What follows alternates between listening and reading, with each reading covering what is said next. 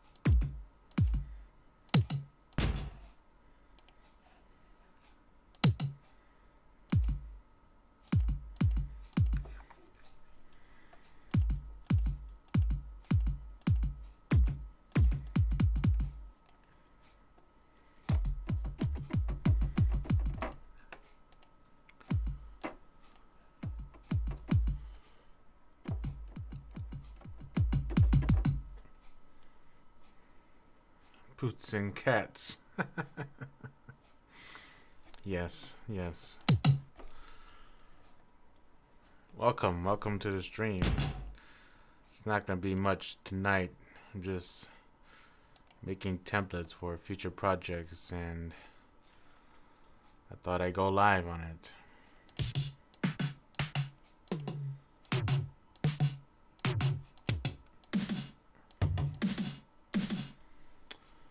No, let's keep looking for the kicks. Or is this good enough?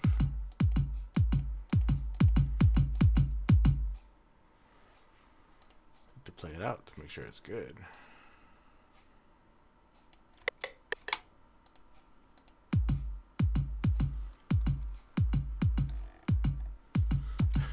That's for it. I don't do much on my live streams anyways. I mean, obviously I'm not DJing. Hey, what up, Smoothie?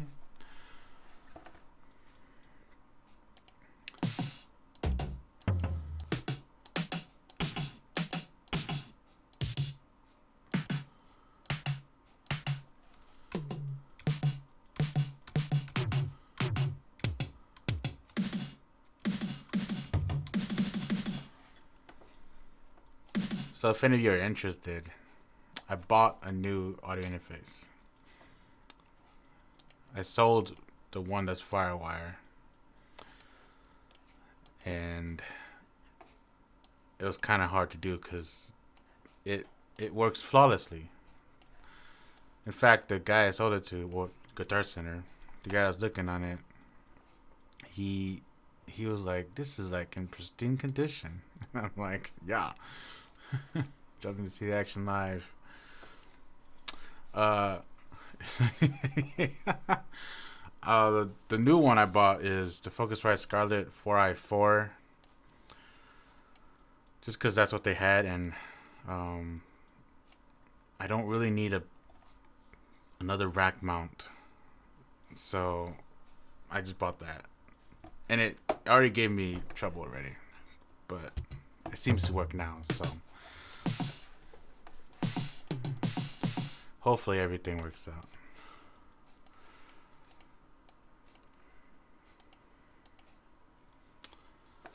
Do you find much latency with the Scarlett interfaces? I don't think so. No, I actually tried it a little bit earlier, and I don't think there's much at all. Most interfaces I ever had, there's like no latency at all. Unless you're using DSP interfaces, those like are flawless with latency.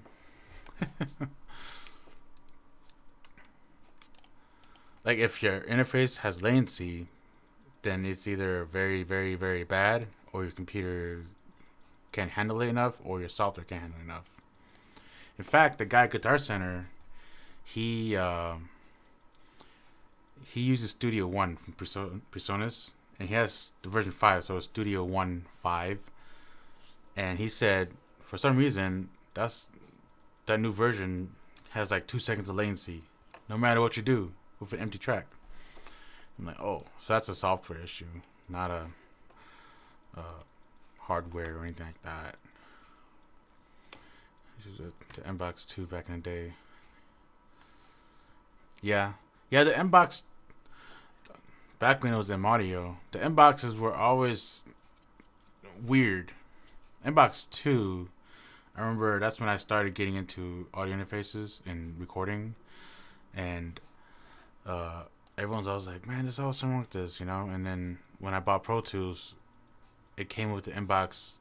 It was the version 3, which looked better, but later on, as I kept going, actually that was the interface I had before I got the Focusrite Sapphire Pro 40, and the reason why I upgraded was because my inbox, the volume knob was turning crunchy. I, I guess that might be the good word, or I don't know. But like every time you turn it, you hear static, you know. So it's like, and I was like, oh, I can't do that.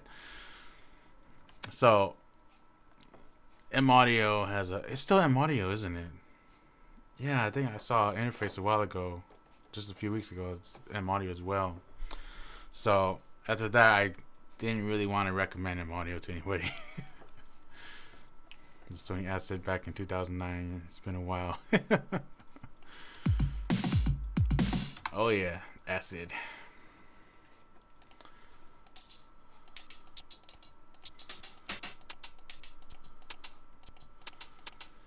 Man, what I need is like an energy drink.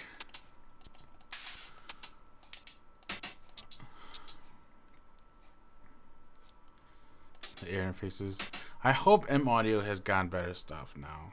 I saw one of the interfaces that it's one of the flat type ones like Apollo has, which is a big old knob. You know, you can just move your hand and turn it, and it seems very interesting. And it's very simple, like just 2 inputs or maybe just 1 input, and it seems very very, you know,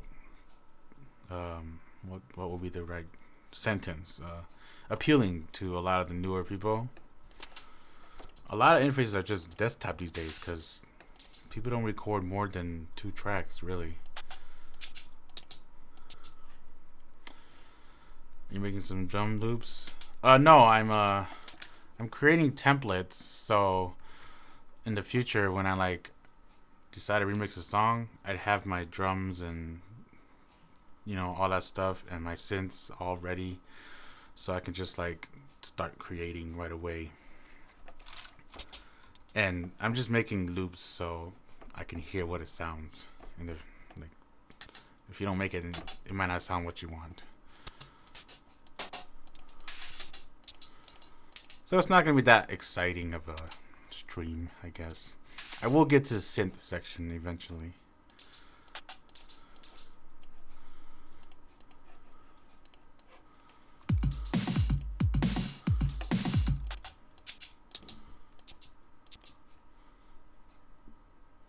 Remix a song in Pro Tools? I need more cowbells.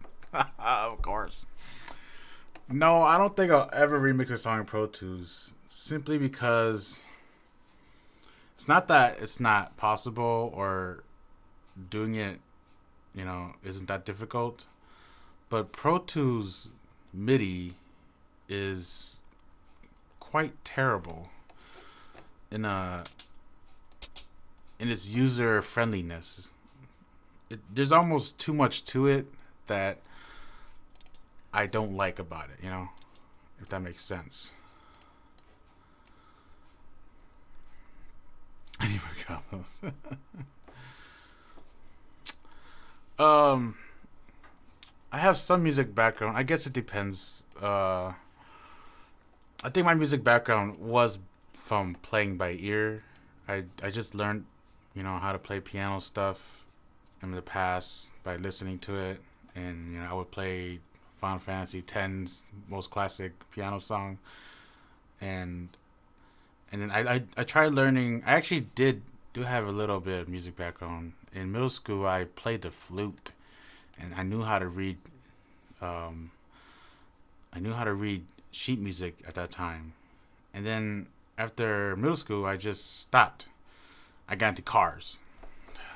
Classic Asian, right? And that was it. Music theory wise, I know some. I don't know a lot. Like, I know the major chords, like, oh, I can't play right now, but I know like the C, like majors, like the difference between major and minor chords, how to play it.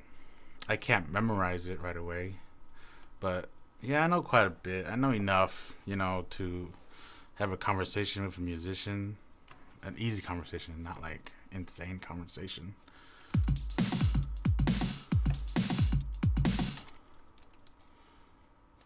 But yeah, and really, piano is all I really know. I have a guitar. It's right behind the camera, but I have no idea how to play it. I've tried to learn many times and it just never worked out. Works so very well put together. Thank you. I'm glad you like it. I'm really glad you like it because I did it a long time ago. I started super long time ago when it was still at its top. I guess when you guys were still, I guess, popular.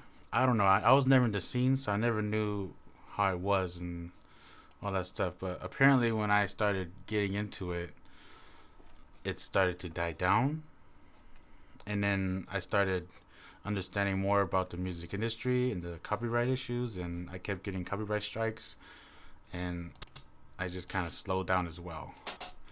And in 2016, I actually decided to quit remixing, mainly because of that, because I didn't want to get copyright strike anymore for those reasons.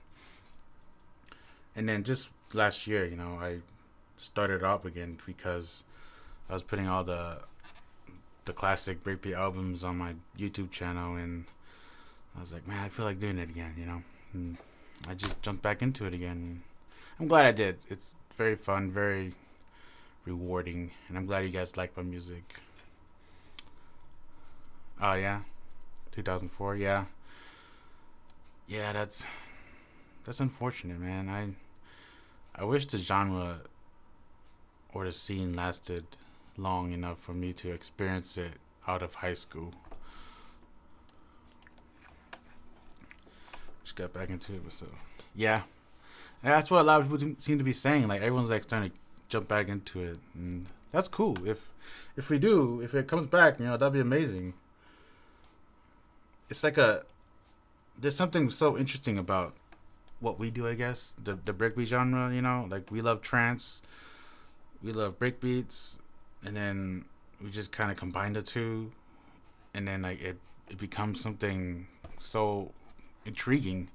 That's why I loved it so much. You send these two mixer tracks.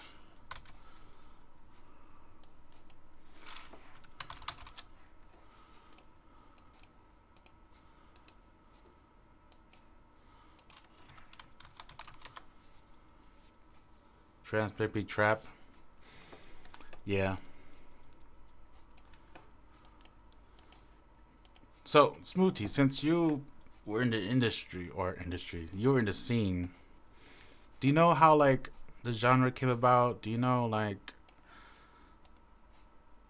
how everything came together? Like who decided to start this niche of a genre? Because like it just came out of nowhere in my eyes.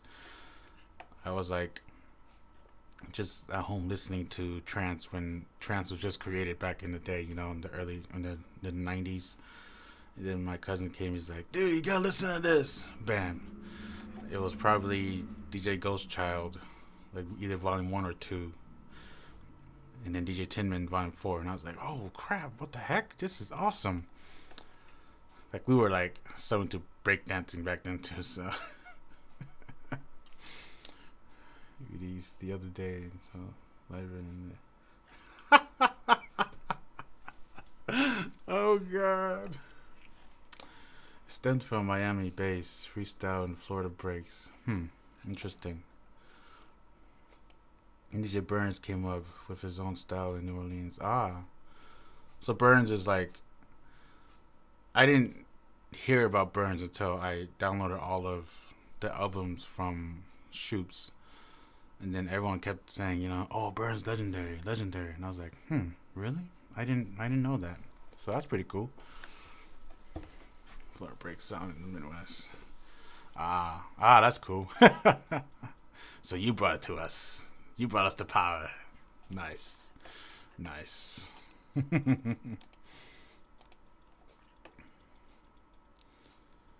So they just like decided to like oh, let's just remix this trance song, you know, and then bam, it came about. Cause that's I would have never thought that, you know, even like now with my ability to do music, I would have never thought like what if I combine this and that? Because I know mashup's a thing, and if mashup was how it began, then maybe it's understandable. But oh, come on, stop doing that. More hi hats, I think.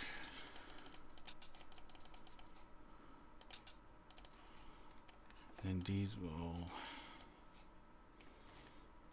do like that, maybe. Yeah, that's pretty much it. Yeah.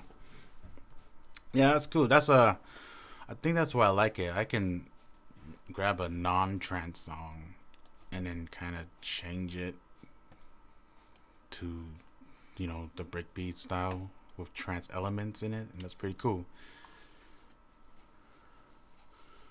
Mm. Mm.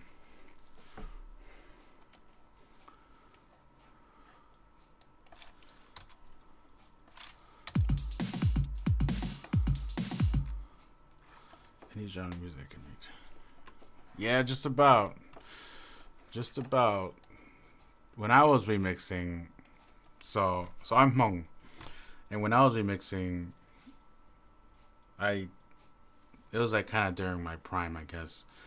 I I grabbed a Hmong song, right? And I was like, oh, dude, like if I increase the volume of this, it sounds like a pretty cool melody. And then I like made it fast and threw in like breakbeat drums and stuff, and it was like a hit to the Hmong community. And I was like, holy crap! And to me, it's kind of funny, but it was pretty cool.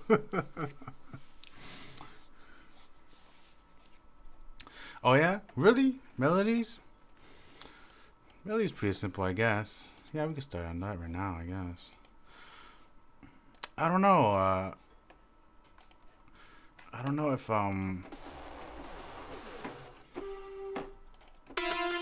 I can like teach melody tutorials. I have no idea. I just kind of play out um play out like just random notes when I'm like playing out the music, you know? That's how I do it.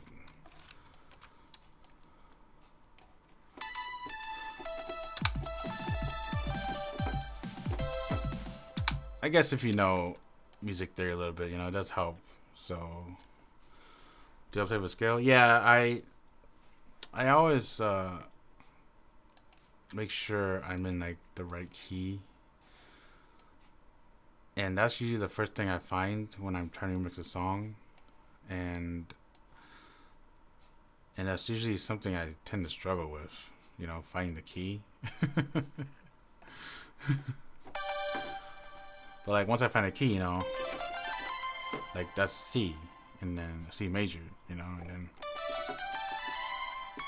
oops, and that's D major. Then so I just know what keys to press every time I try to create a melody, so forth.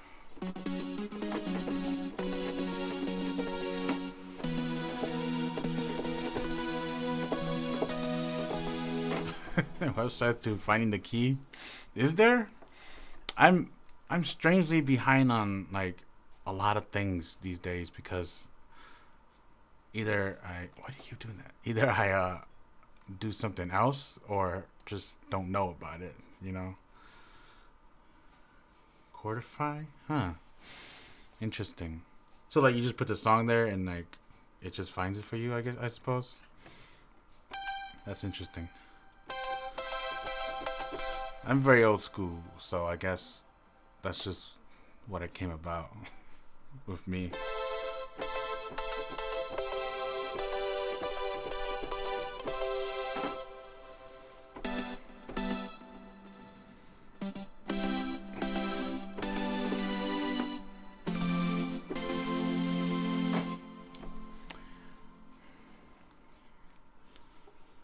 Oh, that's cool.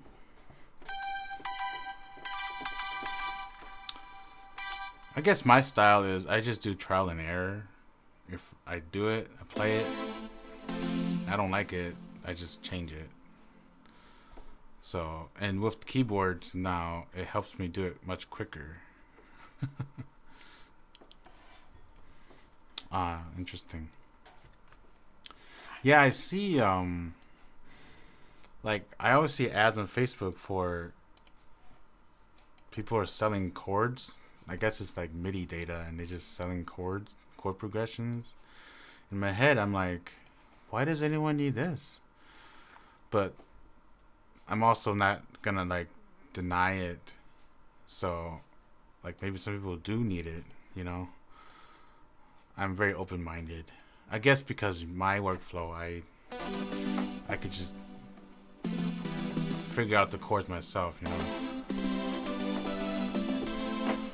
Back in the day, I didn't have a keyboard and I didn't know all the MIDI, all the audio engineering stuff. So I just tapped it into my piano roll every time, like this. You know, like extend it and stuff. That's all I did.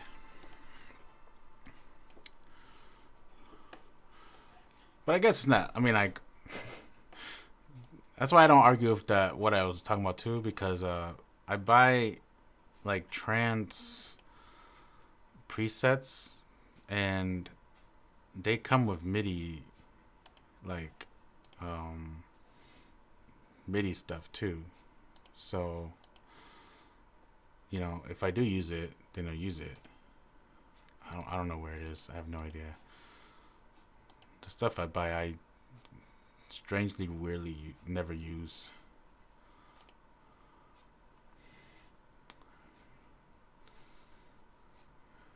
Yeah.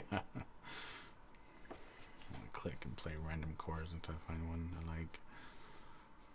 Ah, yeah. That's the creation process, you know? You just play stuff for a while. I don't know if I like this synth.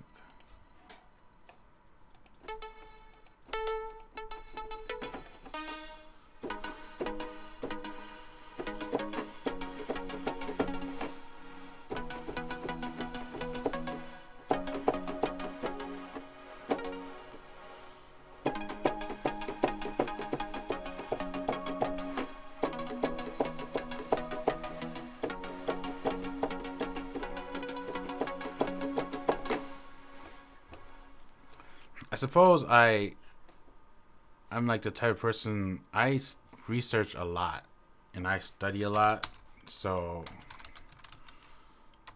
I think that's probably why I like know chords, I guess, and know like maybe melodies. Uh, so maybe that's why I can create stuff somewhat quick. I don't know. It's not quick sometimes too. I mean, some remixes take me forever. So,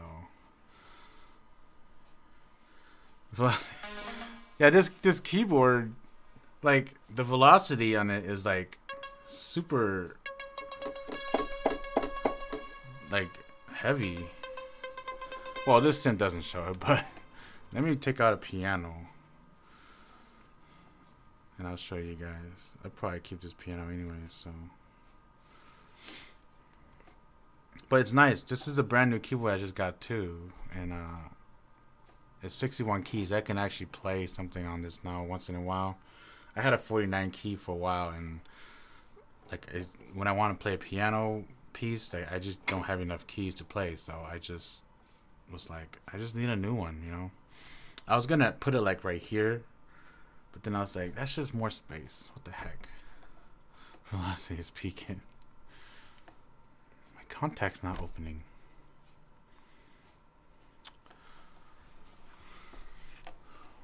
There we go.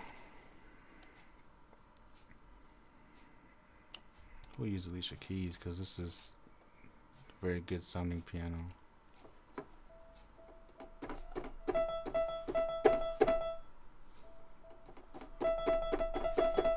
So see, like the velocity is very, very high.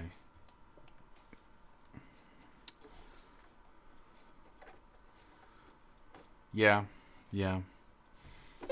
This is the Novation launch key, and I just bought it out of randomness, really. I went to Guitar Center to buy two more TRS cables. That's 15 feet, so it could reach my speakers. And then I was just talking around, and I was like, "You guys have any 88 keys around?" He's like, "No, the only one we have is a 61." And then he's like, "You can get the piano and use it as MIDI." And I was like, "No, I just want a generic one. I don't want to spend like $1,000." So I just got this one. So it's pretty good. Yeah, Contact has a free version, and then they have free instruments for Contact too.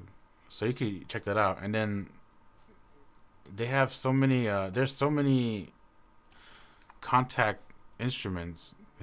I guess it would be instruments. Contact libraries that are either free or cheap. That is really good. This one right here. This one's free. My Contact's not up to date, so I can't play it. I don't know how it sounds. I just got it because I was like, "Oh, it's free. Let's grab it." You know.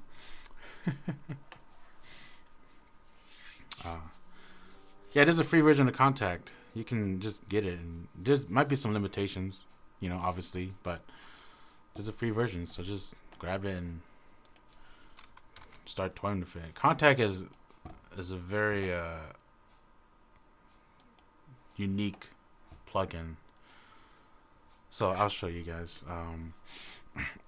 Notice how I just sent Contact to this channel here. That's not how you should be doing it. And that's not how you should be playing it. You shouldn't be playing Contact through the actual Contact player. Instead, you need to add a MIDI. We'll send that down. And then you need to send this into MIDI out. So I think it's port 0. Yeah, see? So now I can play the piano. So that's how you should be doing Contact.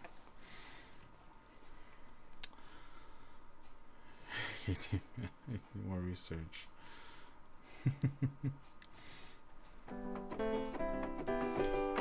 So I should just do that. The issue with this I find is well, first off, the advantages of doing this. Oh god, where's Contact? Is you can use one Contact instance to load multiple like libraries, and then like let's say I want a bass, country. So if I play this, it's gonna play both of these at the same time. It's supposed to, at least.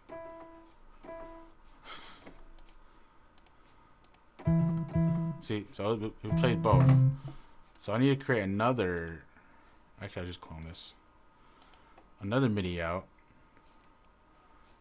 And I need to change the port to 1. I'm going to change these to...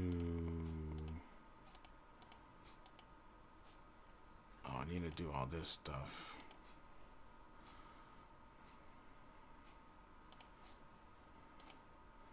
Two. Then this should be the bass, but it isn't.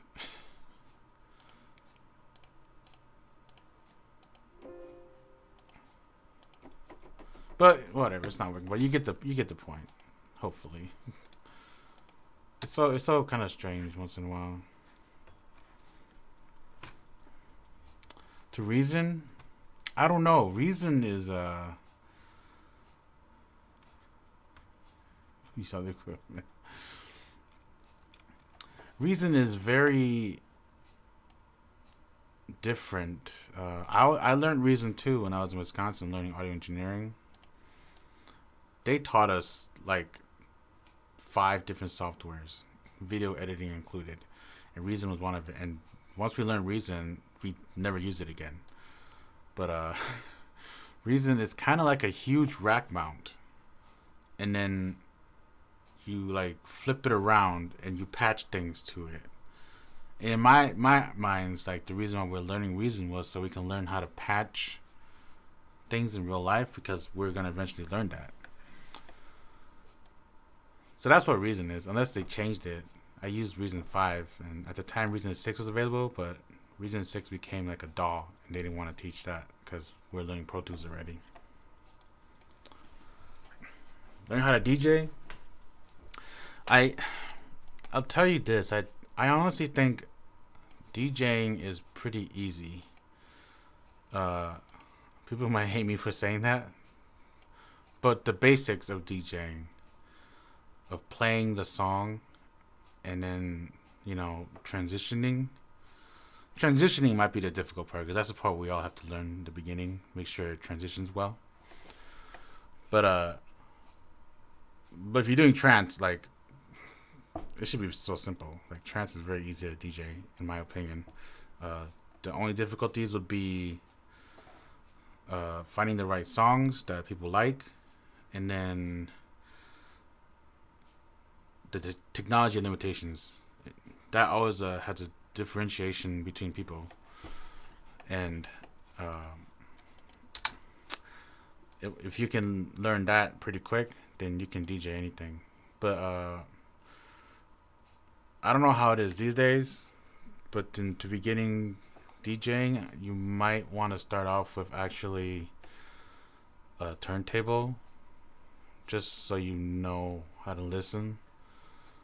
Because as I was, learning how to DJ and all that stuff, and I would talk to a lot of, DJ friends, and they have like a group in Wisconsin. They always say like, so yeah, the newer dudes, like they cannot DJ without seeing like Serato and the waveforms to make sure they're in sync. I was like, oh, that's pretty bad. I can't like say they suck because of that, because that just might be the limitation. That's how they learn, and they probably can't unlearn it. They should try to not look at it as best they can. But regardless, that's just how it is. What would we name this? Now when I DJ, I do laptop now. I start off with turntables, really cheap ones, brands I never knew. I think it's like Soundtech. I don't know, but you can't even search from Google for it anymore. I don't think so. And I learned with turntables, with vinyl, and then but vinyl was expensive and it was slowly dying, I suppose, for DJ World. And unless you're, scratch, but I slowly went into CDs. So I got a Newmark player that had two CD players with mixer combined. I used that. I used it with several gigs and got paid, and people didn't know I had that type of unit. And then now I have the CDJ 400s, which I got those to kind of future-proof myself for using laptops eventually. But I still did CDs for a very long time because my laptops I've always owned was not strong enough until now. I can finally DJ for a laptop that's strong enough. And then through that, I have Traktor, and with Traktor, it allows you to, with the synchronization, it allows you to see visually what you're doing better, and I think it helps. It's a better tool to help you sync better and to be more prepared for the next song. Yeah. All right, see you, Smoothie. Thanks for coming in. I don't know if you should buy turntables, because unless you really want to just spin on turntables forever, or you're just really, really, really into it.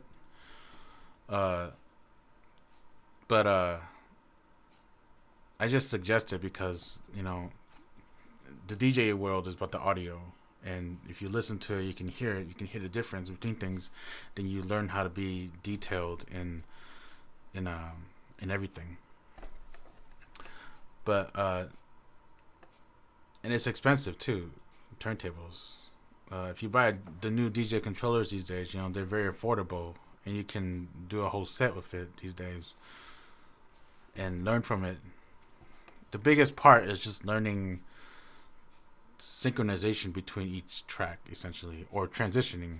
I shouldn't call it synchronizing because sometimes you don't synchronize, but transitioning and like how to transition between different tempos. That's the most important part. And then the second most important part is the songs you choose. Others might say that's the most important part, which I think it might be, but yeah, that's about it, really. And as long as you don't press that sync button on the DJ controllers, it's okay. Just do it by hand, or just listen to it. So you can get the controller, load up your track on your laptop or your computer, and then just don't look at it and just kind of use your ear. And you can learn from there still. So.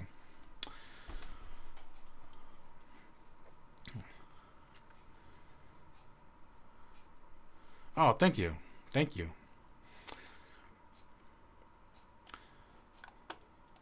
Yeah, I didn't know the community was like such big like that. And I'm glad I joined them. I'm glad everyone like accepted me in that sense.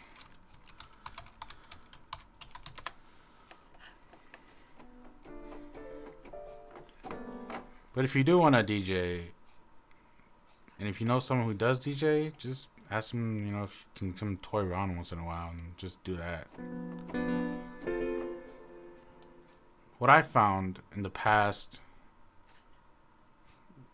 based on my experience, was people, they got into whatever it was, either it's DJing or playing with FL Studios, remixing, making music, and then they just stopped because they just didn't want to do it anymore. It was just a fun phase for them, and I don't want that to happen to people. Like, I don't want them to like invest into money and then say like, oh, this isn't for me. I don't actually like doing it, and then you just wasted money. So if you do have someone that has the equipment and you can potentially go and try it out and play with it, then I would recommend that first. Ah, cool, yeah.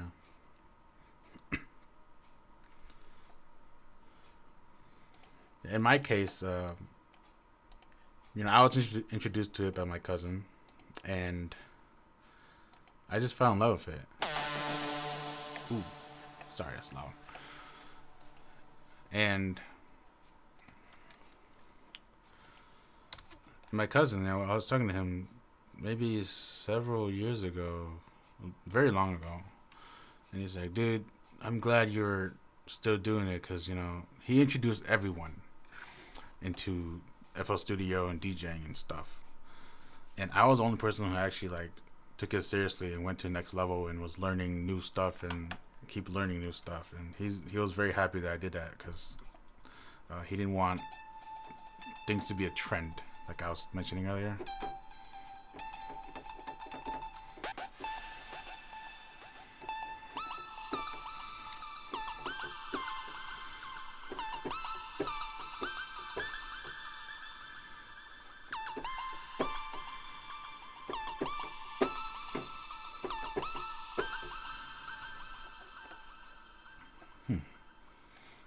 That's kind of a specialized scent.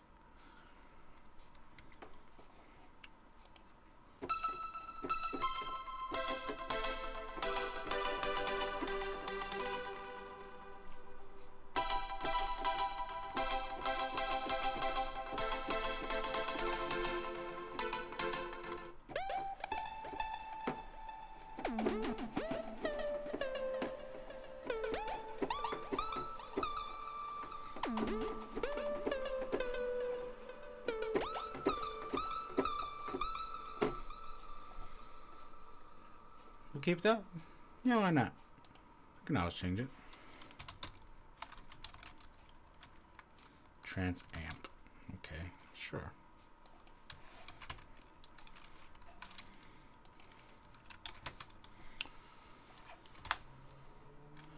Kind of want the synths to be together.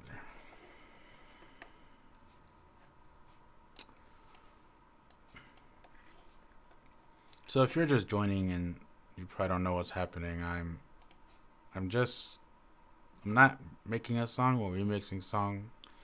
I'm just kind of finding sounds for a template so I can potentially use it for quick inspiration type remixing or maybe music creation.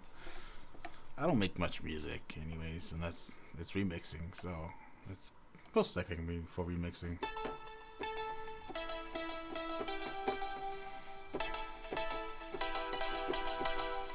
So the stream might not be that exciting.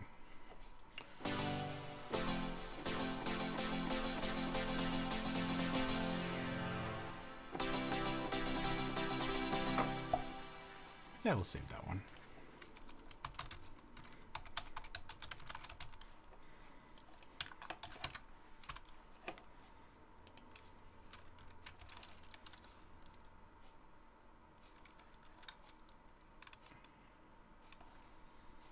Oh, my colors.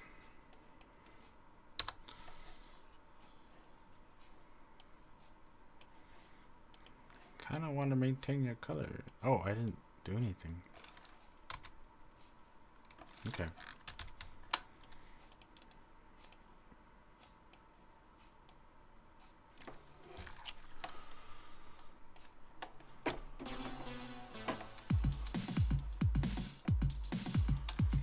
I think we need more percussion stuff.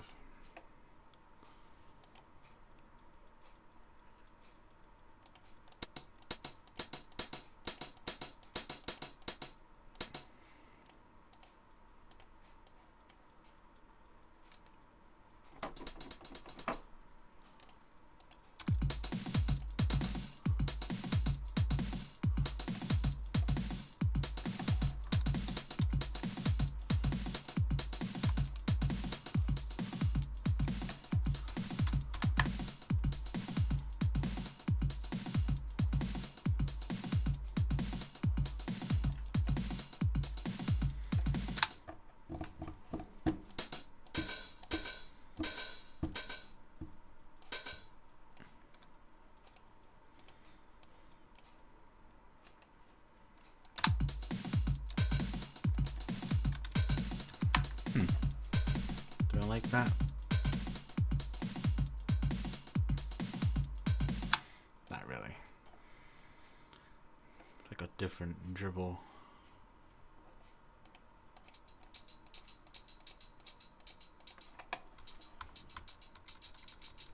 So the reason why I'm making templates is because every time I remix a song, I tend to use the same sounds, like all the time. And I tend to forget where I did it, where I got it from. I mean, there'll be, you know, variations here and there, but overall it tends to sound the same. See?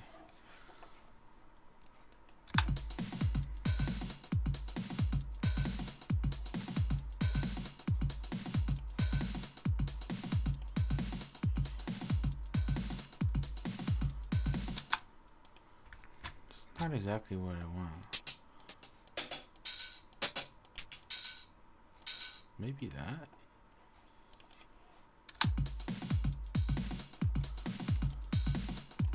Yeah, that sounds better.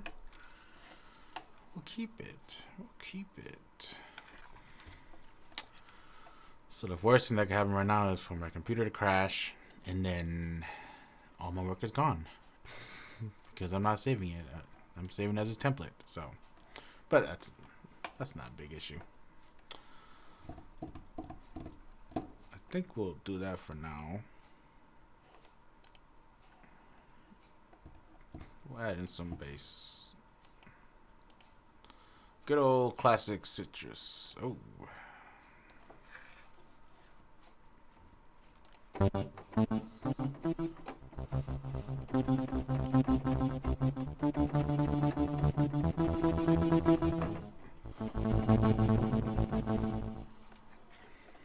Yeah, I think I'll save this one because once in a while I tend to go uplifting bass. So, all right, thanks for joining.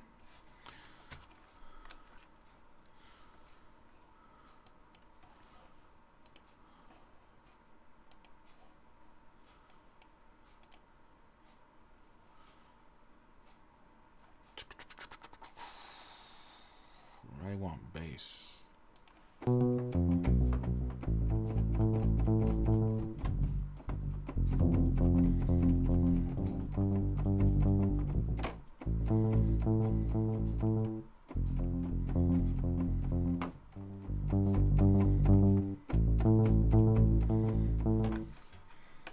Yeah, we'll save that one too. I tend to use that one a lot.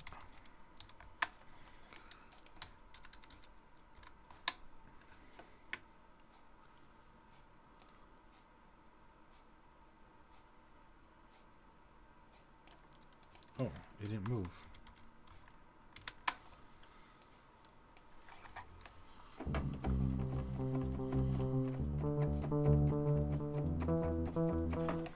Let's find a crunchy one.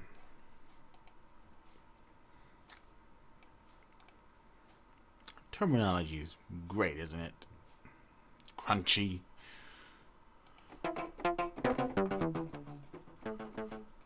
Nope. Nope. Nope. Oh, that's too much. Oh my god.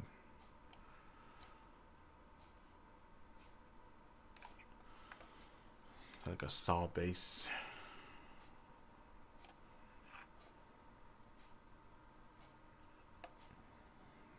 Just saw.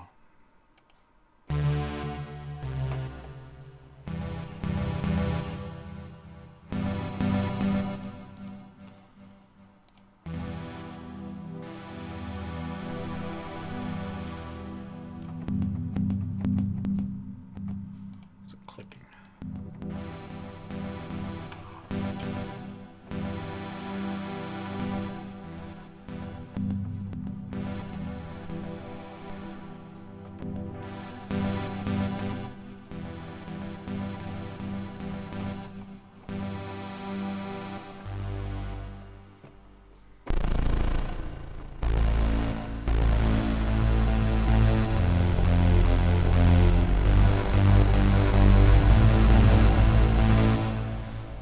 Yeah.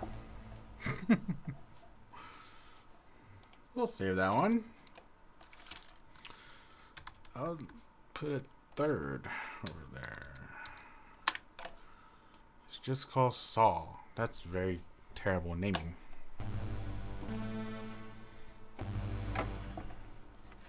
I think I got my bass lines. Oh, let's go up one more. Yeah, I think I got my bass lines. So I tend to use this preset for my kicks.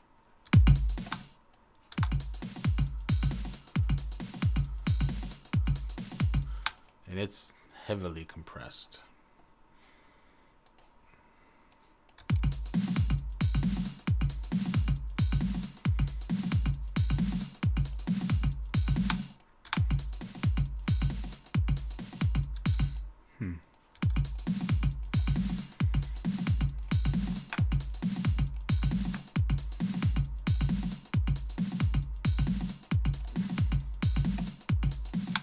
Yeah, we'll keep it for now.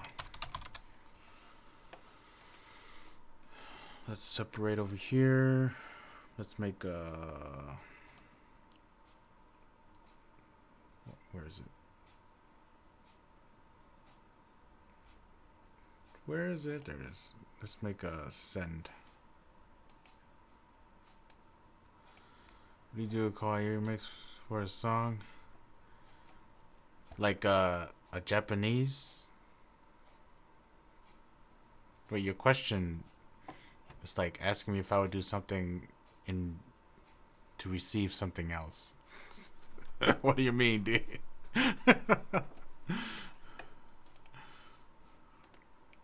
Oh no, I right clicked. Are you familiar with Kawaii Future Bass? I don't know.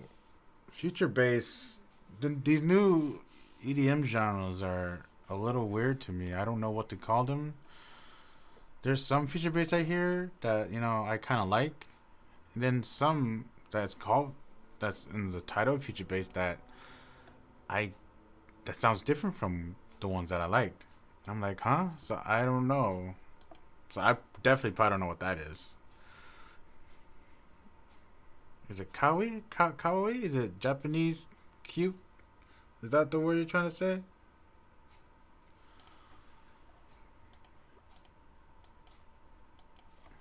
This reverb good. Let's see.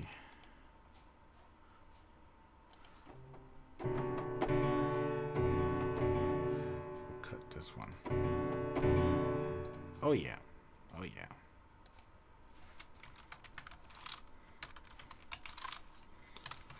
RC48. It's like 170 beats per minute. Lots of samples from genres and anime tossed in lots of risers. Oh god. Probably not. Like when it gets to really high beats per minute, man, I'm just like, this is a little fast for me. Like I think the fastest that I'm willing to go to is like 150, not to play but to listen to. And I think that was that good old classic song, I Can't Stop Raving. So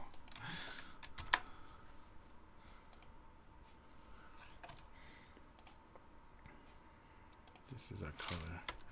Let's make that color. And putting in like anime samples. So like, oh, from games, okay. Samples from games and anime tossed in, okay. I don't know, man. That's weird. That seems weird. I've never heard of that. There's a lot of cut time beats behind the music too. I'm gonna look it up. I'm gonna look that up.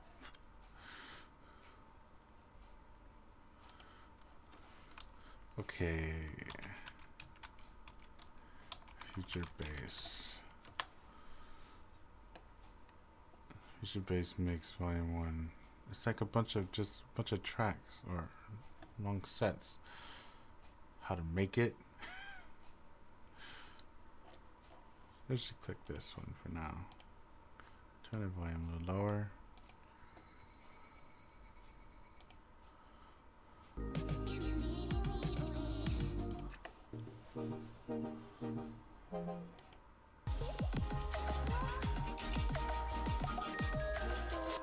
So yeah, that's future bass.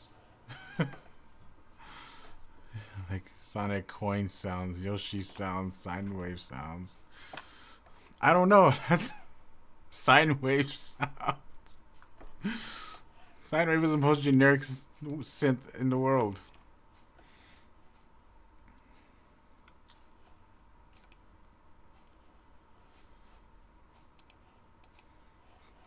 I don't know. Future bass, I never like explored it. Uh, it seems like a very interesting genre, but at the same time, I think it's just my personal taste. I can't exactly just keep listening to it. Ironically, I listen to it all the time when I'm like at work at my school. Like just that's just what I have on because I don't want to really pay attention to anything. So, oh, sine wave leads. Sine wave leads. Sine wave can be a lead. Like here's a sine wave. Just straight up default sine wave. And then you can just make that a lead. I don't know what the term lead really like creates. It cuz like there's a lot of, synths that they call lead and it's mostly, saw synths, I suppose, but More square. Oh, that's the wrong synth.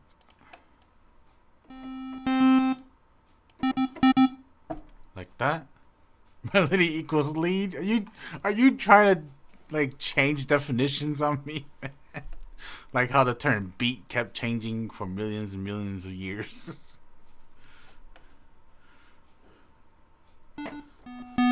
Square, yeah. Oh god. Yeah, I suppose square is used in Future Bass. I don't listen too much to it enough to know. But is it that simple? Is it just cut and dry like that? Or is there effects onto it? You know, like verb and delay and stuff. Like we'll add delay too and go ping pong. And then add like we'll just send to reverb. Like that.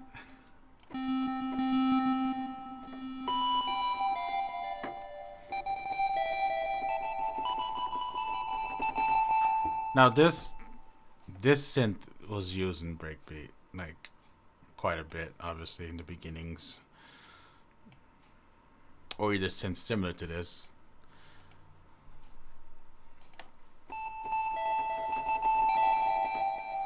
And I just never used it in my remixes. I think because when I started making music, it like genres were starting to evolve. Like trance was starting to evolve into something different. Trance was very like very close to rave in a sense back in the day, and then it was just slowly becoming the genre, or the tempo was slowly slowing down. You know, for majority of trance songs, some are still like 140, 138, but those are like uplifting trance. And I think the genre itself was changing, and us breakbeat artists were changing our style to it as well. And hard rave was in, you know, it was like crazy, and everyone remixed that classic rave song, "Come Home," from I don't know the artist. Okay, I got a friend request on Facebook.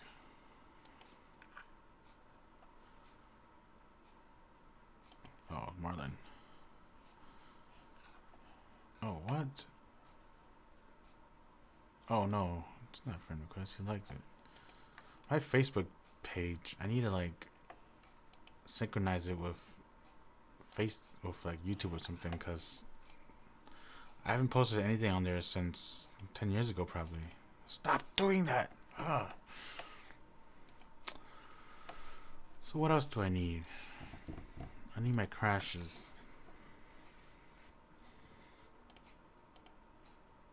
That's not it.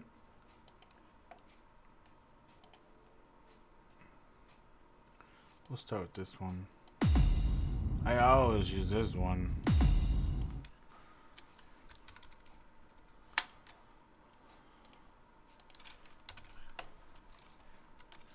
And this will kind of separate them. And then what I like to do is create a drum group, so I can kind of control all the volume at the same time. And I recolor it to like purple. Just want to check in. You think I'm trolling you? Aren't you?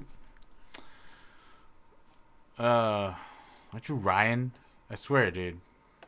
First off, you use the word forbidden, and then you talk about Liven. So you have to be Ryan.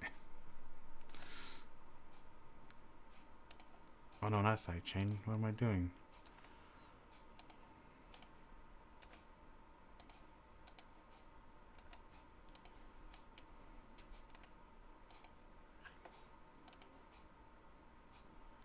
No, you can't be Ryan. Ryan has his own Ryan Hugh page. Not Brian.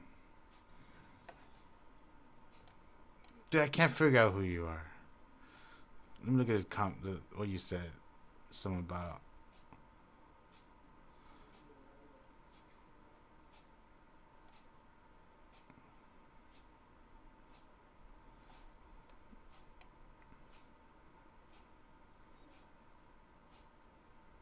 Oh, Peter? Waves and games. Cause Peter's a sound engineer and he's talking about sound stuff. So he's the only sound engineer I know that would actually talk about sound stuff with me too. Yep, Peter. Yeah, I knew it. Yeah. What up, dude? How's it going? You still in Utah? I think you moved there, right? I saw you worked on some sound design for like Modern Warfare and stuff. That's pretty cool. Is it true? Tell me if I'm wrong, but because the sound design in Modern Warfare is very, I really liked it, and it's very, very cool.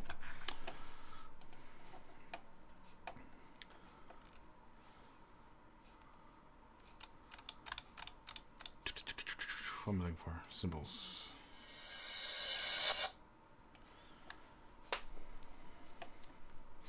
Oh yeah, planning to come back? What for? I thought you got like a pretty good gig there.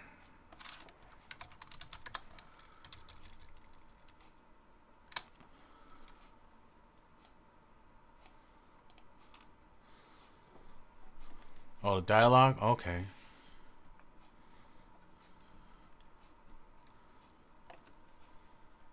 Some levels, okay.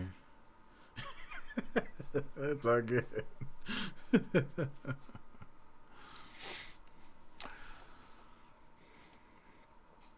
Yeah, the sound design in Modern Warfare is really very good. I remember when I was in Wisconsin in my media or audio class rather. Uh, there was a few months. Damn, I'm sorry, dude. But Raven Studio is up in just in Madison, Wisconsin, and they like do a lot of sound design for video games, and the Call of Duty games were like a lot of what they did. And the owner of there came to speak to like give a presentation of who he was and what his company was to the school, and it was pretty cool.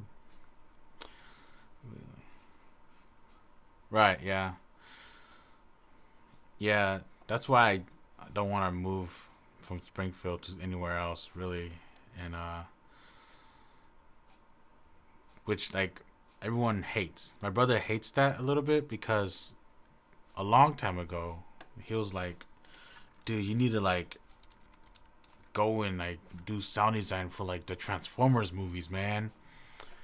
And I'm like, "Nah, I don't want to do big movies." He's like, "What? Why not?" Oh man, he's so like doesn't agree with me, you know. Which would be cool, for sure.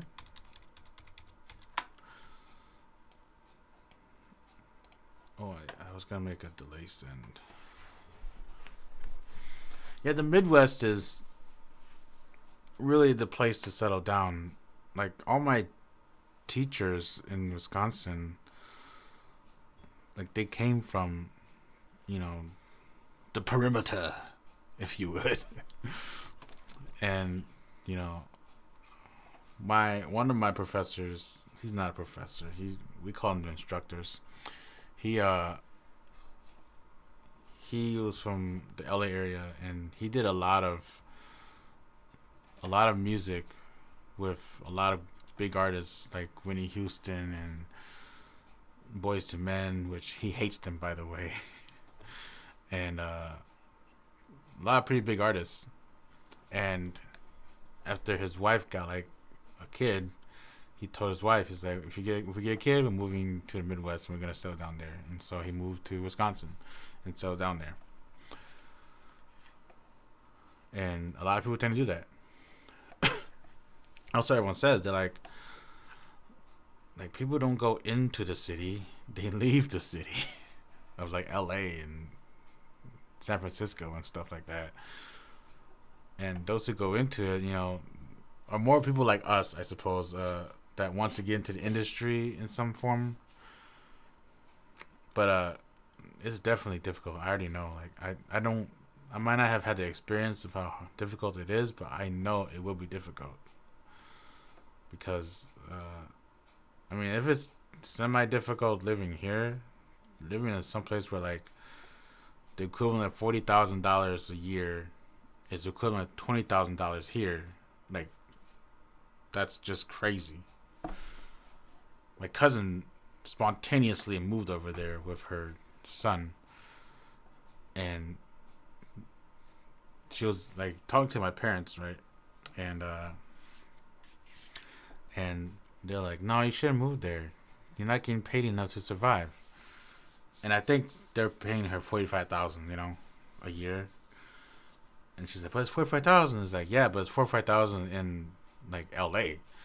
It's not 45,000 in Wisconsin or, in Missouri even." And then she moved in and she had no money. She paid for rent and food and all that stuff constantly. She moved back. And she keeps moving around. I don't know why. I don't know what she's doing.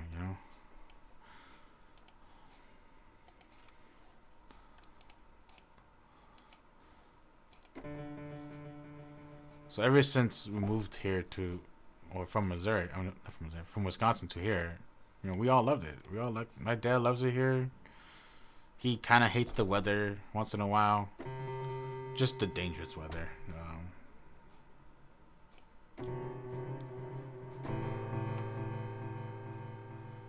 Let's do ping pong.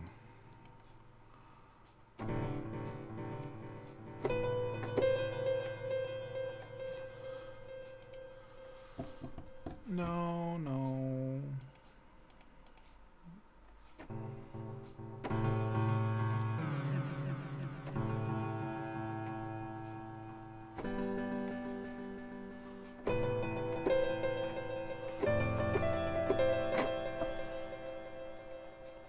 Yes, that's too much delay. I know you're gonna say it, but I'm just testing it out, and that's what I want actually.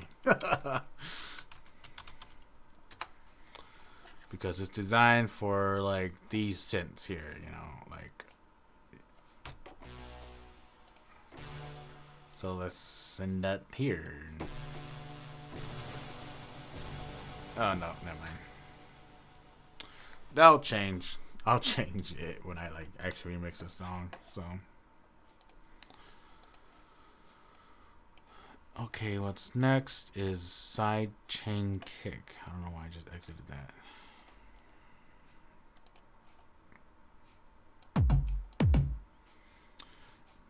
At least for the sidechain kicks, I know exactly what I want.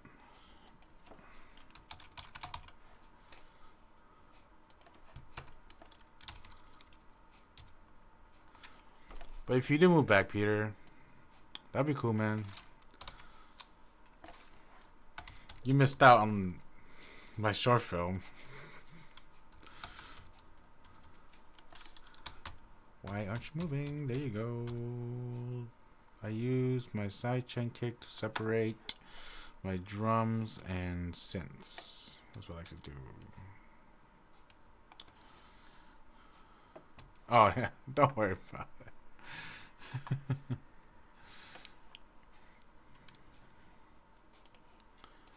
And then...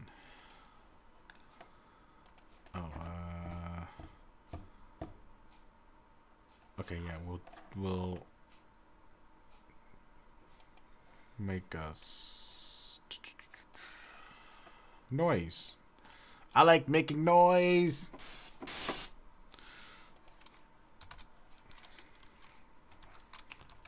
Oops. This is gonna get its own color. And the noise also is part of the separation of the synths. Color code it so I know what's up. And then I'll go ahead and sidechain this there. And go ahead and add a sidechain compression.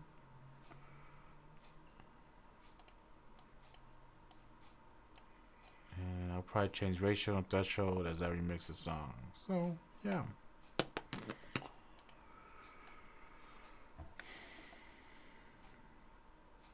And I'll probably add like effects later. Okay. Is that good? I don't know. I only have one kick.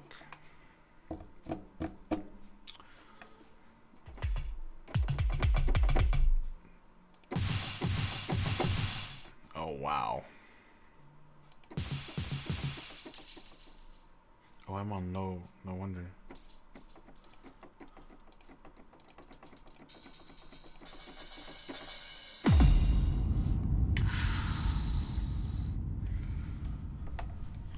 I need to eventually, like, not use that in some of my remixes. So.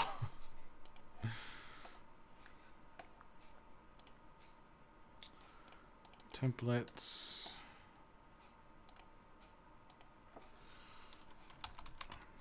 Breakbeat. 1.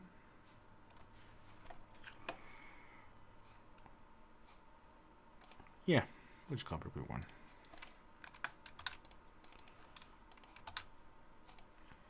All right. So every time I open it up, oh, I need to close first. That's right. So let's exit Fruity Loops, which I shouldn't be doing, but whatever.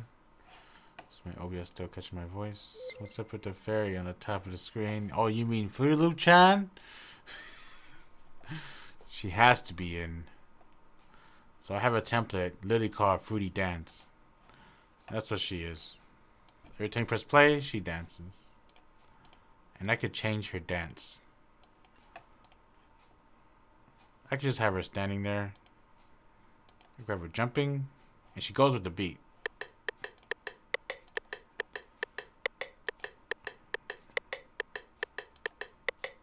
And here's waving. Windmill.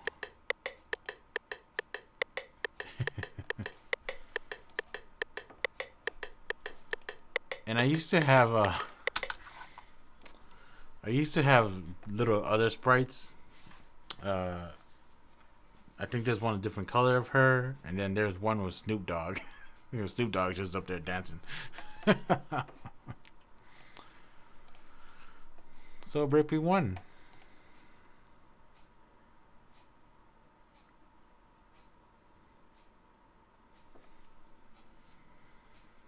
Yeah, it's gonna take a while to upload, of course, or not upload, but load in, because I have a bunch of stuff. I have Contact. I have Native Instruments plugins. Did I get rid of this one? I didn't. Oh no. Okay, I need to resave it then.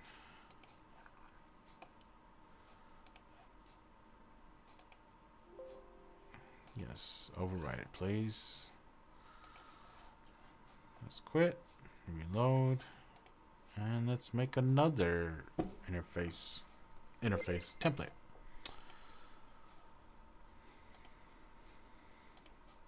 Let's do this first. I'm going to start with some synths. So we'll use sound fonts because that's how I started off. Just using sound fonts.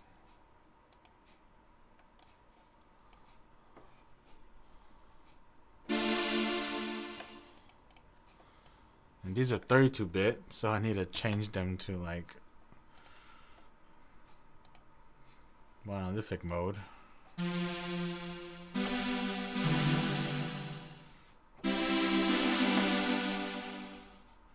I'll go ahead and send them to the mixer track.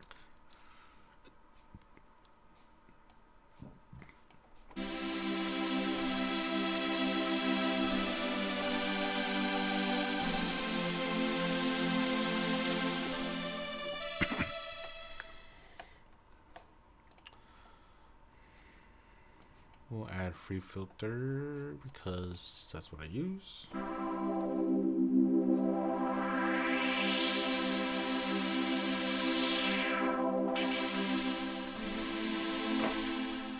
So free filter,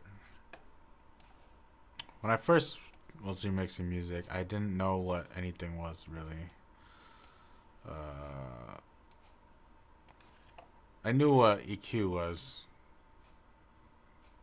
I didn't really know what compression was. I knew what reverb was. I knew what delay was. Flanger, chorus, because those are pretty obvious. You just learn it by listening to it.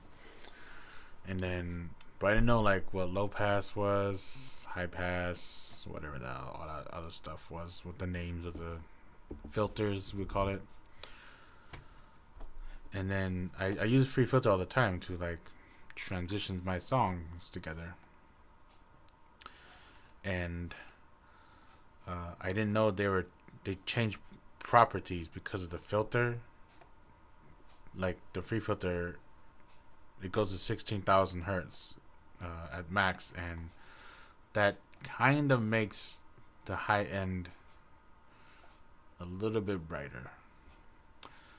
So it changed those type of properties, and I didn't hear it until like I got better speakers, because I was remixing on not super cheap, but they're cheap Logitech. No, they weren't Logitech. They were Sony Vaio, when it was still Vaio. Sony speakers, which I still have them. I still own them, and they still work, and they're actually pretty good speakers to begin with.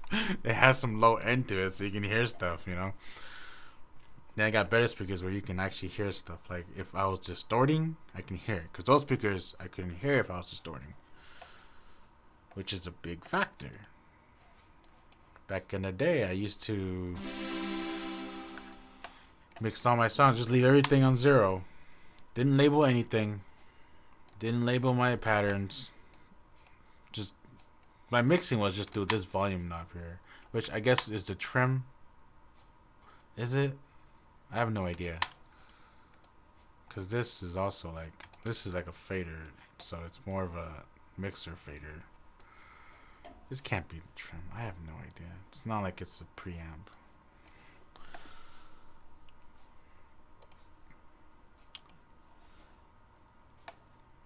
And then I think about maybe 10 years ago, or maybe like 12 years ago, I was listening to my remixes again, reopening my projects, and then listening to it, and I was like, oh my god, right?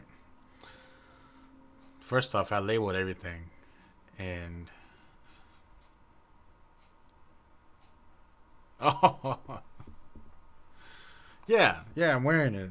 I tend to this is like become my regular shirt now. It's like fading away. I really like the shirt. It's shrinking on me too, because I wear it all the time. And this is the only one left. I still have Liven shirts I want to get rid of, but their only size is medium, and I think small or large. No, I don't think I have small. And I probably have like 8 that I don't want to just throw away because I spent my own money on it, which kind of sucks because after we finished Liven, right, we got the budget to make the movie, but we used all the budget on the movie, and then a lot of our perks were physical perks you send people, like a shirt or a poster, and the production didn't have money anymore, so I had to use my own money on it, and everyone just left me dry. Like, all right, see you, dude. Thanks for letting me graduate college. And so I just kind of I just used my money. I just saved up a little bit, and I just like paid, but I miscalculated how much shirts I needed, And then in the end, only like 3 people wanted the shirts, or not just shirts, but anything. Like one person's like, "It's okay, man. Like I just wanted to help my friend out." So remixes back in the late 2000s. I'm still bumping to your tracks today. Oh, thank you, thank you. Late 2000s. That's about when I started. I think 2004, 2005. It was 2005 when I started, because I was working at Walmart.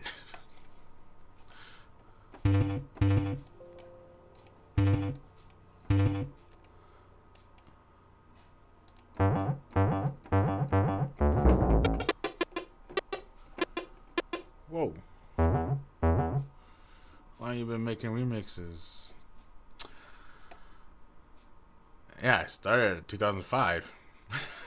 So basically, ever since then, from 2005 to probably 2010 was when I really was doing it hardcore, and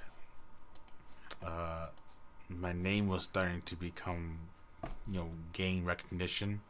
And then around that time, the genre started to die. And I was learning, the industry stuff and actual audio engineering. I was at MSU at that time. That was the first time I was at MSU. And, I met Darcy, and then he showed me how to do sidechain compression in Pro Tools. And one day I asked him, I didn't know what it's called, I didn't know terms yet. And I was like, Darcy, do you know what they use, like the effect they use in trance? And he's like, what, over compression?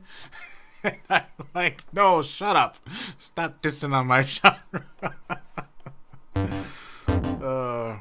But yeah, he showed me how to do that. I learned it because I was just hardcore researching everything. I went hard into learning everything about sound and all that stuff. So, and then I learned it was called sidechain compression. So I was like, oh yeah, like, you know how to sidechain? He's like, yeah, I'll show you. And he had to remember, he had to like recall it from his mind. He's like, so I think you do this, then this, because I guess he doesn't use it in a regular mixing sense. As compared to us, we use it in the EDM world. We use it like not in the subtlety. We use it like very harsh. Like we want you to hear it, So I think it was different. Yeah, I wish he did. At the time when I was there, he had just implemented 416, Media 416, and I was one of the first students to take the class. And it was part of 316. I think that's still there. I think I tell you this. I think I tell everyone this.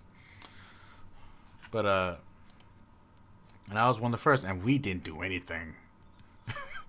And I was like, I have no idea what to do. And I feel bad for the 316 students because he was combining it together, and he didn't really know what to do also.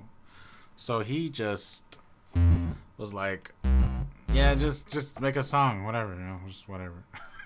Throw some video with it too, I was like, okay. So we just did that.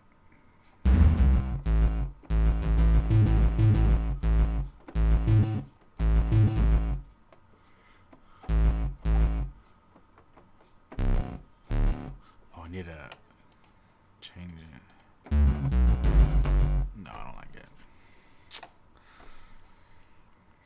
But yeah, Darcy's still hanging around, I guess. Yeah. One day I hanged out with Jamie Talamentes, and Darcy. I only went to hang out because Darcy was there playing at that bar, and we talked for a little bit, Darcy liked me because I was the trance guy, and I was very different, and he Since he's Canadian, right? He talks to me, he look at me, he's like, us minorities always gets it. And I'm like, dude, I'm a different form of minority. Oh, God. Yeah, radio plays, yeah. Radio plays, dude. I've literally been thinking about radio plays lately. Like, past month or so. And I was like, man, like, I would like to make it. Because I made one in Wisconsin. And I was like, this is pretty cool, you know? And I don't know if it's a thing still or not. If people still do it. But I would like to try to make one again, you know? And have actors kind of act in a different way. You know, voice acting for radio plays. And then I could add sound effects in. And it's a very, obviously not visual storytelling. So you have to listen to it. And it might be something. So I'm going to look into that, see if I can do something with it.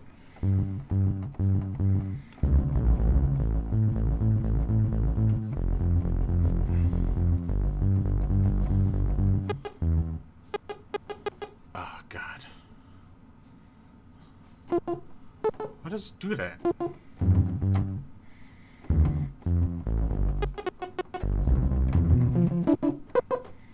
Sound fonts are so weird.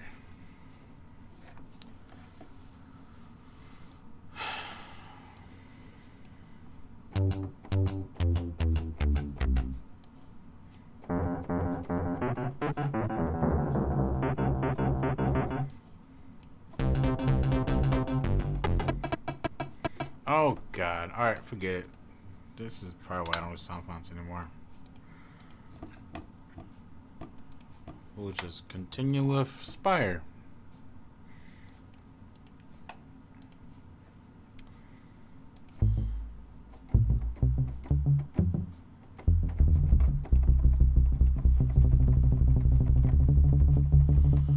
Let's change tempo.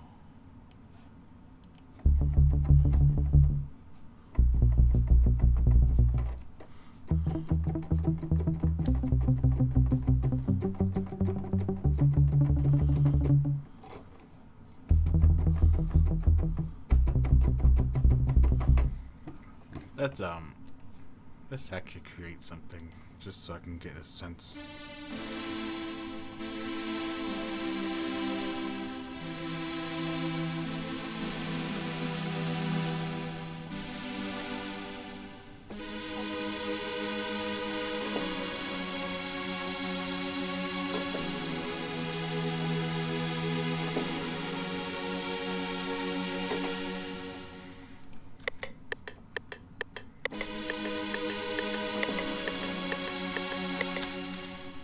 Alright, I can't play it. Because right now I have very large latency. Because I'm not routing my FL Studio through my interface. I'm routing the output FL Studio to my regular sound, I guess, Windows sound device. And that's going through my interface, you know. And that's the only way I can get OBS to read the sound from the computer. So I'm kind of, I guess, handicapped in a sense. I can turn and the buffer size is like, look at this. All right, Peter, look at this. Does this make any sense to you? 3,856 samples. If I turn it lower, it might be okay, but if I go turn it really low, look, you start your artifacting. Turn it higher, a little bit, but it's still a little bit artifacting. So I need to turn it higher.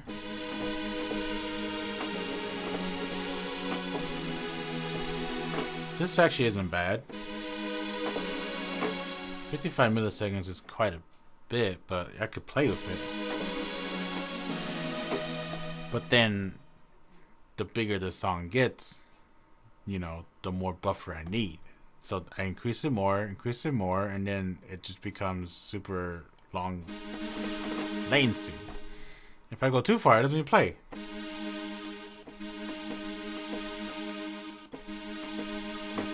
Or it just freaks out.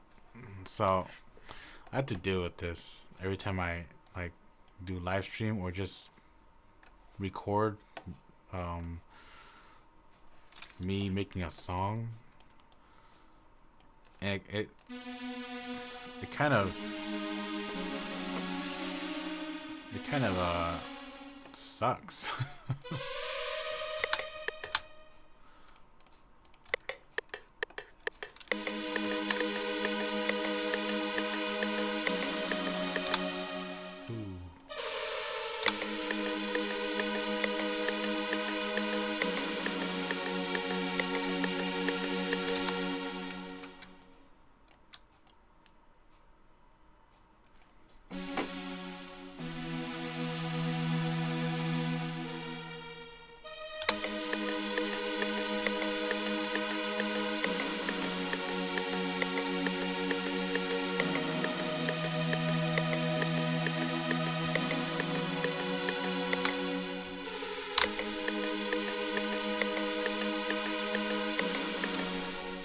So my light died, but that's because it ran out of battery.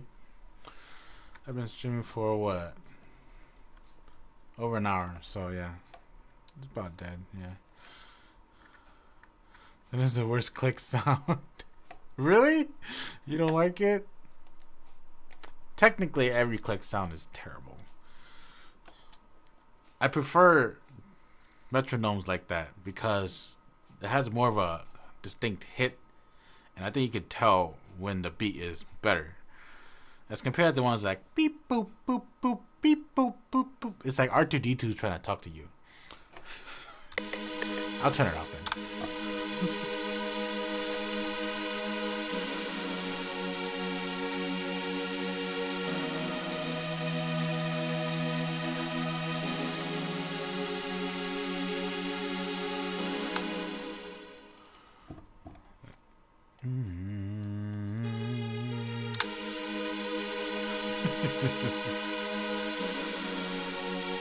Woodblock? I don't know.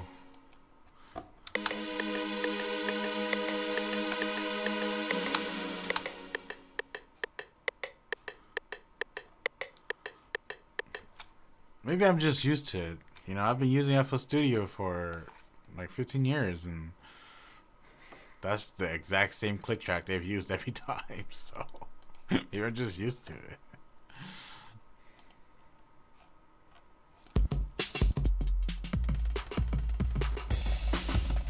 We'll use that one.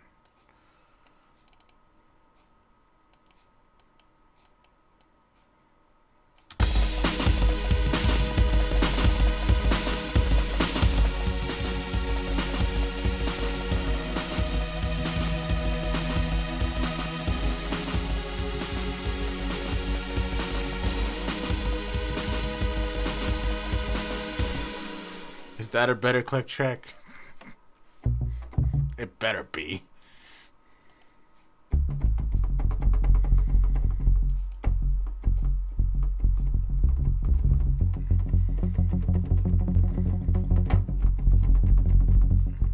Yeah, we'll get some low end into it. Why not?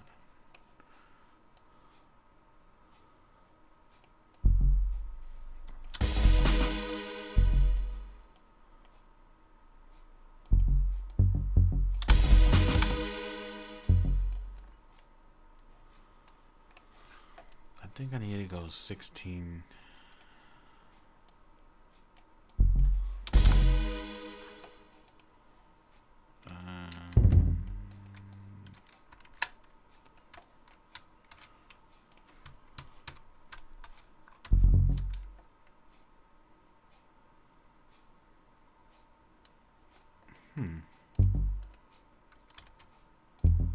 Oh my god.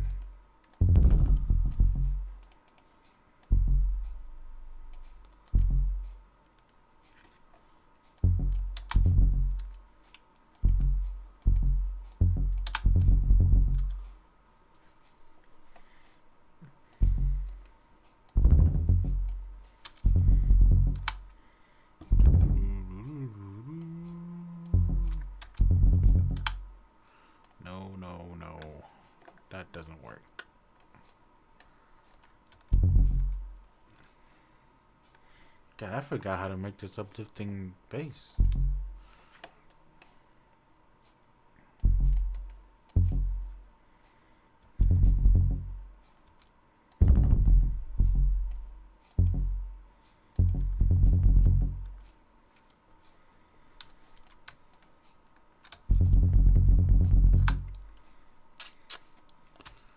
Kinda don't like it.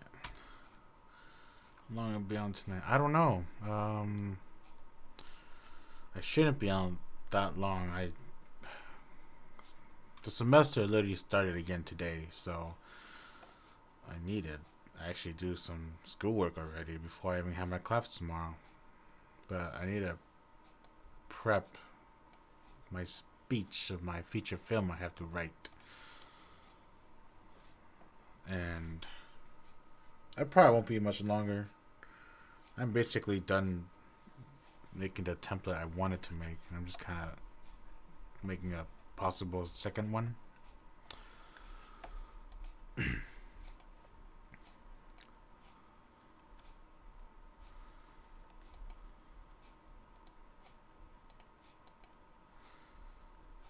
Oh no, I stopped teaching 2 years ago.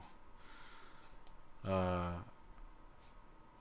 I wasn't getting paid enough. Well, not I wasn't getting paid enough. I wasn't getting the money I was getting wasn't enough to sustain, living conditions.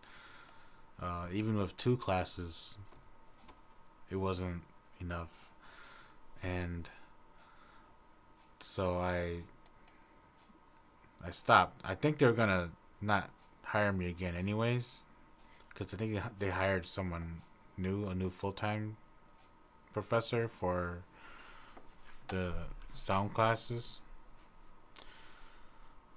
and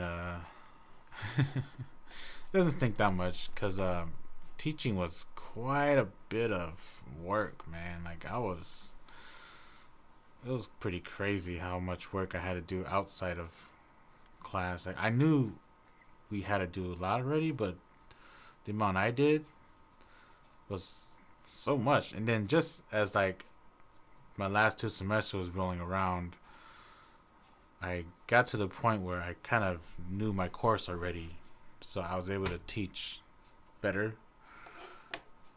And my syllabus, and I could just do more copy paste type situations like professors would and teachers would, and just teach according to that.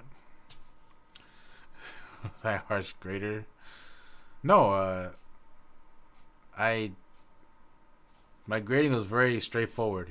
If you did the work and you came into class or whatever, that's it. You get it. It wasn't. I didn't grade based on participation, except for attendance on Media 365.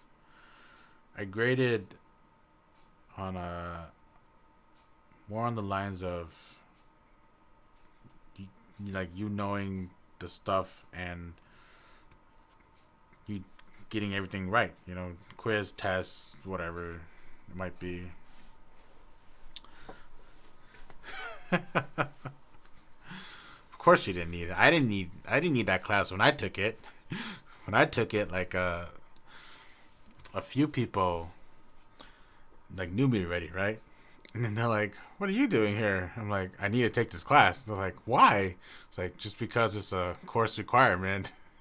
Even Wei Yan's like, "Yeah, you're just gonna sit around, huh?" I'm like, "Yeah, I'm just gonna sit around." And I would troll, her once in a while.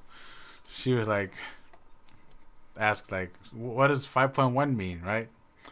And then I answered like, "I have no idea." And then the other guy in the class just laugh because they know, because I took Media 561 before I took Media 261. I keep skipping classes when I came back to MSU because everyone was like, dude, you can just take this right now. Just do it, Wayne was like, yeah, just take this. Just take 561. And Deb was like, yeah, just take 583, I took advanced television production before I took regular television production. And after I took television production, I was like, oh, okay, this is why we'd use the TriCaster and all that stuff. Why the multi-cam? I just finally learned everything, you know? Oh, God. Oh, no, that's terrible. Well, she probably liked you because you were a sound guy. You know your sound stuff. And you'll probably be like, patient and stuff too. So, because she gets a lot of students that are just rude because she has a hard time speaking English, and it's just like totally disrespectful. I took one of her classes. It was 290 when she was still teaching it. I don't know if she still is. She's probably not. Oh my god. And man, like this girl, she just got like pissed off because she didn't understand Wei Ann's English very well. And I was like, what the fuck? I was like, so I just walked off class, and then I emailed Wei Ann apologizing on that lady, that chick's behalf, And I was like, I'm sorry for such rudeness. I just couldn't take it. Like, they're just disrespectful, man. Right, exactly. Like, oh gosh, she's not a mean person at all.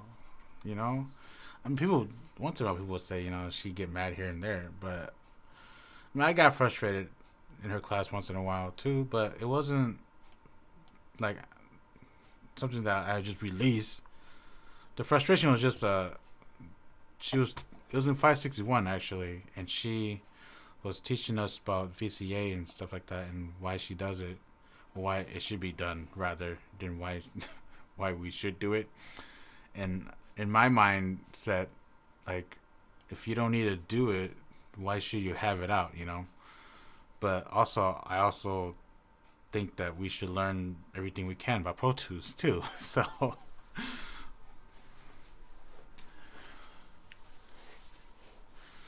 right, exactly. Yeah, a lot of people said the same thing too. They do like her because she's nice and she wants people to do better.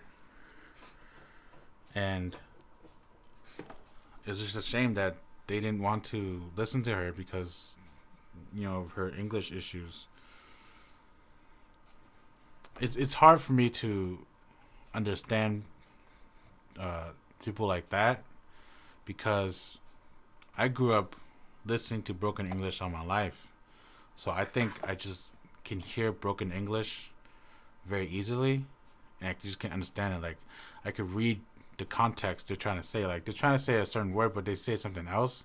But I just know they're trying to say that word rather than the word they actually said. So I just understood it. So, like, I couldn't sympathize with them, but I couldn't understand them too. You know, obviously I'm not sympathizing with them. Go away, Windows. Like, you shouldn't hate someone because you can't understand the English. Like, once they go to a different country that speaks different languages, they will understand what the hell, like, why we don't like people who hate other people because there's language barriers. Because they'll get the treatment.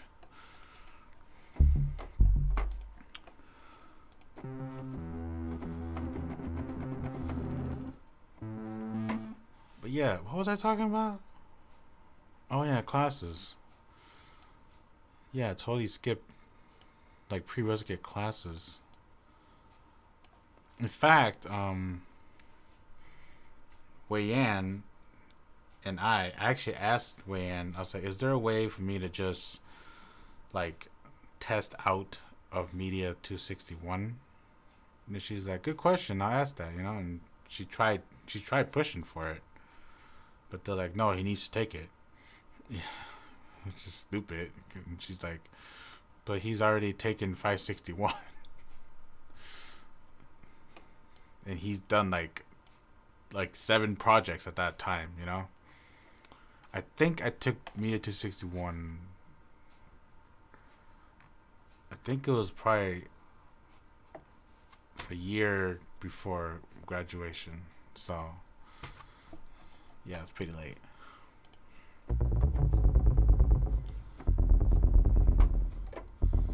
right now I'm in Deb's television advanced television production class, and today was a class,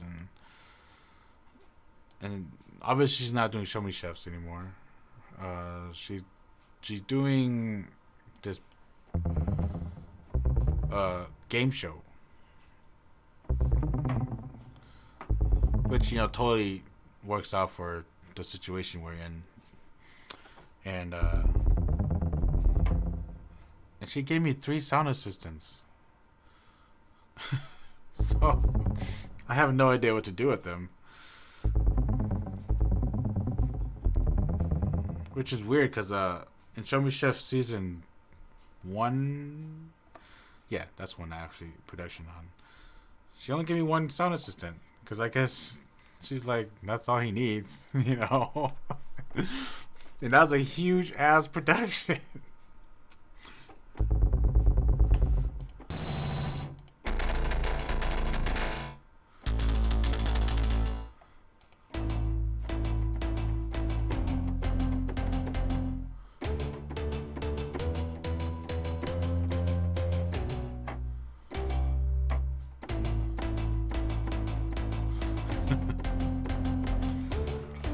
Yeah, I need to figure out what they were used for. I mean, we all have a second job too, and in this production, the art design is very big. The game show has different themes in each episode, and so the set design is not going to be the same all the time. And so people will probably be doing a lot of the helping out building and stuff like that. And I told them, I was like, yeah, I think if you guys want to help out, because I probably will. Us sound guys in the beginning, we kind of don't do anything, and I need to figure out the situation where the cameras can be placed and what technology we can use and all that stuff, the gear, and then I'll probably figure out what I can have my assistants do. So I kind of like this one.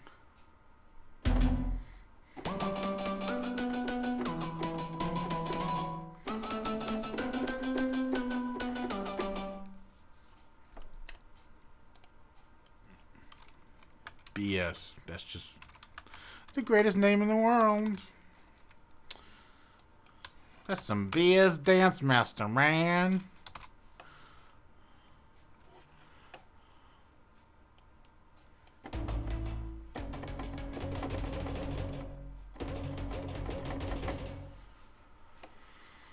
Okay, we'll add the next one. I'm like not doing anything in Fruit Loops. I don't know if we can even call this Fruit Loops anymore. I imagine we can.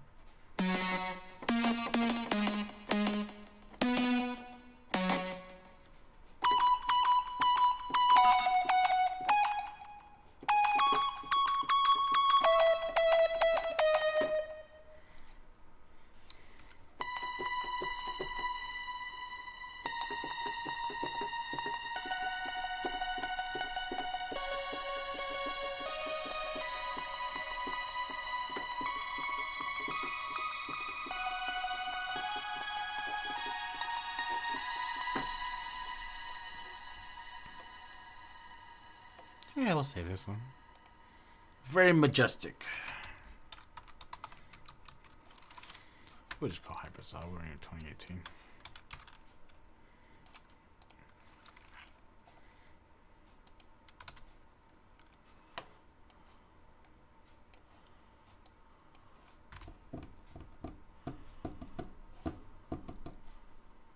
Alright, let's start adding some drums. Let's delete this. I don't know why I put this in there.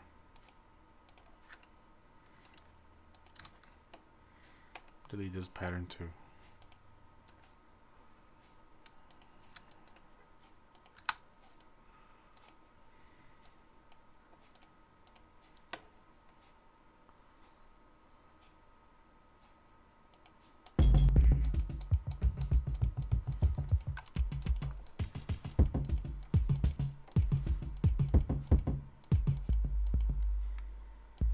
We use that for the extended bass, I suppose.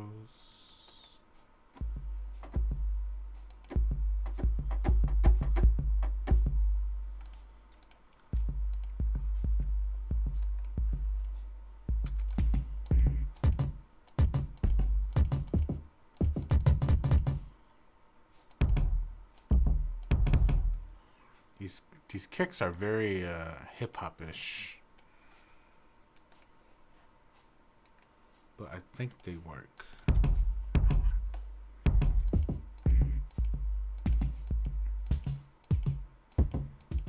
Alright, cool, dude.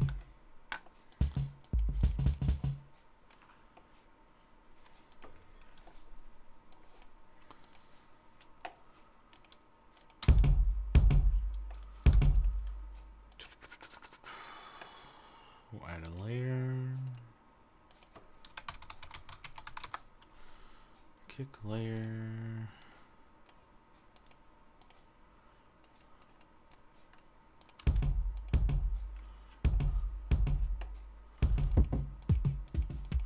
I want some of a hard punch. Kind of high end.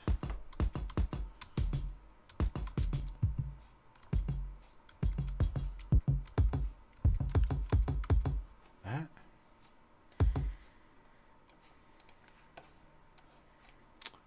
Don't use loop points because that's going to screw everything up.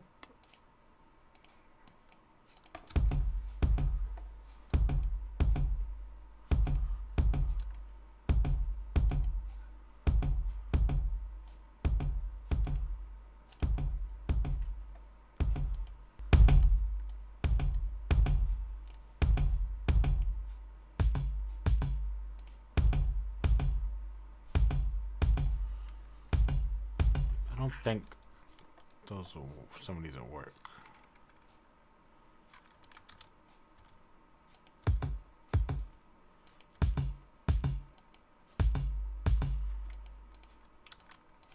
I think get rid of this one, or let's just replace it with something else.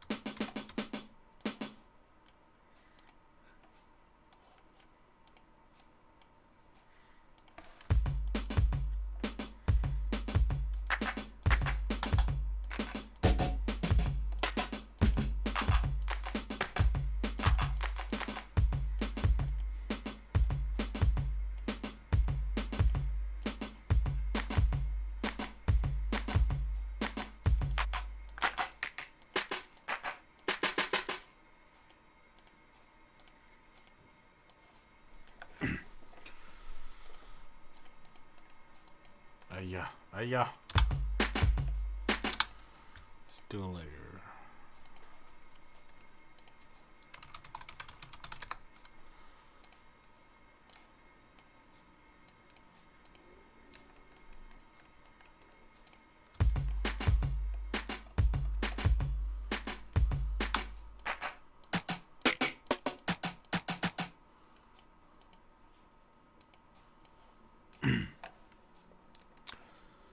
So you're probably noticing I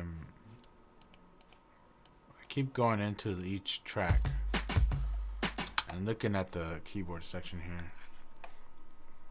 Once in a while, not once in a while, but quite often, when you put in a sample, it tends to default to a different note. Yeah, note would be a good word. But C5 is the exact center of everything.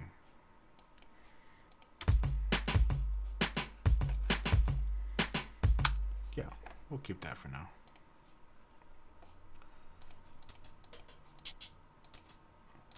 Ooh, throw some tambourines in right away.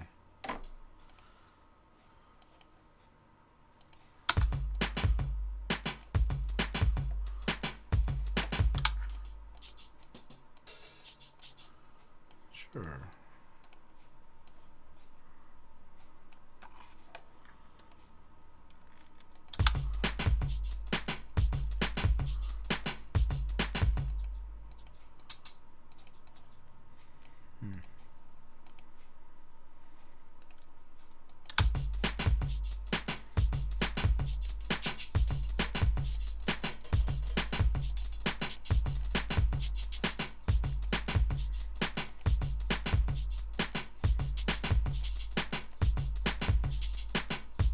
Whoa.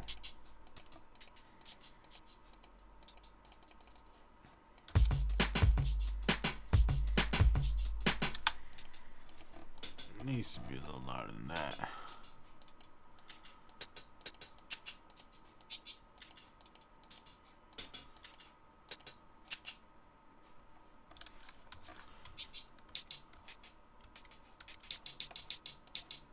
Maybe a dribble.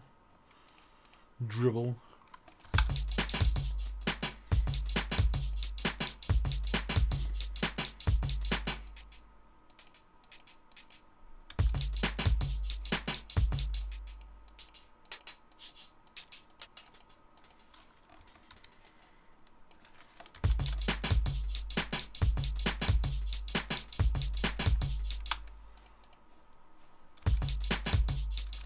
We'll just cut that out. So let's add these to a mixer track.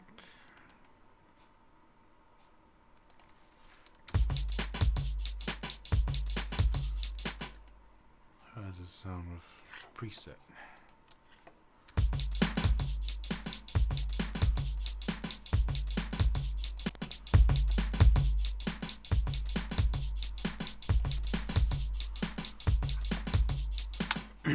Need to send these to the tracks and adjust volume accordingly.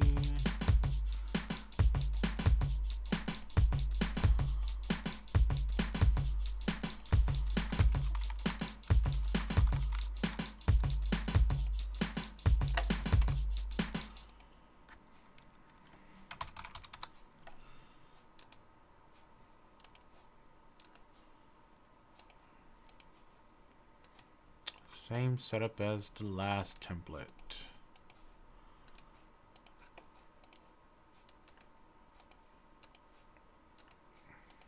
And I want these to be moved.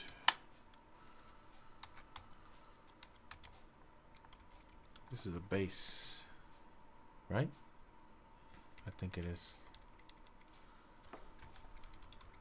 Hypersaw over there. Move all these up.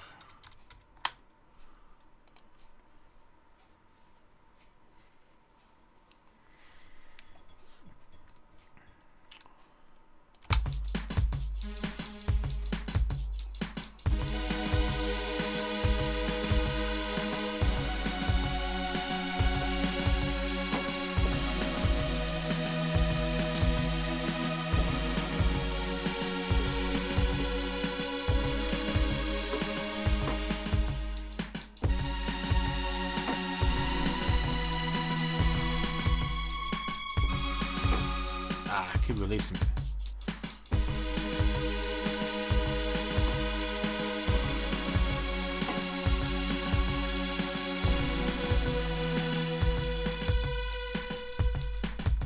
Wow, my pedal is very sensitive. Okay, whatever.